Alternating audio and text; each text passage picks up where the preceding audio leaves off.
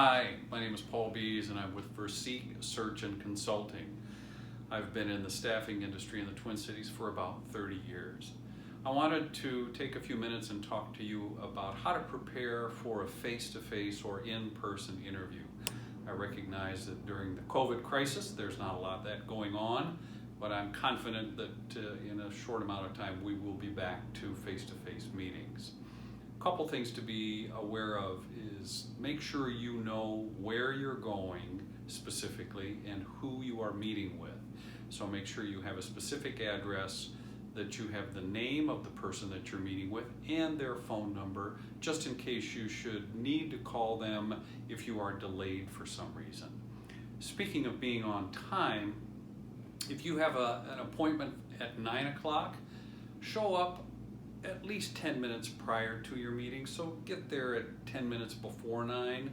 And when you get there, the first thing you should do is shut off your cell phone. It's not something that you want to have ringing while you're in the meeting or while you're in the waiting room, because it'll just be a distraction. And also come to the interview by yourself.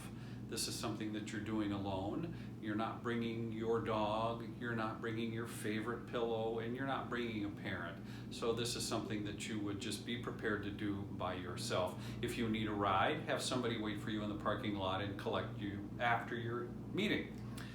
Also bring a notepad or something along with you that will allow you to take notes during the interview, because there will be some important points that you will want to make note of, and also there could be some points that you would want to refer back to when you send a follow-up note or email to the person that you met with, thanking them for your time and expressing interest in the company. Also, when you go to an interview, make sure you have a copy of your resume and a cover letter, and it's not a bad idea to have 2 copies. You never know, there may be a second person that you're going to meet with, and it would be good for them to have a copy of your resume and cover letter as well.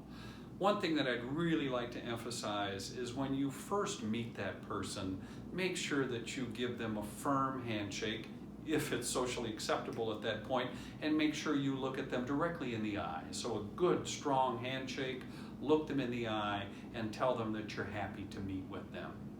In addition, it's very important that you do some research not only about the company that you are visiting with. It would be very embarrassing if someone were to ask you a question that said, well, tell me what you know about ABC Company, and you have this blank stare and you don't have any clue what to say.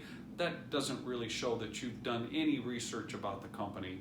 And there's so much available online that you should be able to rattle off 3 or 4 points about what the company does, something about their history, and even if you can get some information about the revenues that they have, the number of locations, that would be something that you should have at your fingertips. Also, if you could have some information about the person that you're meeting with.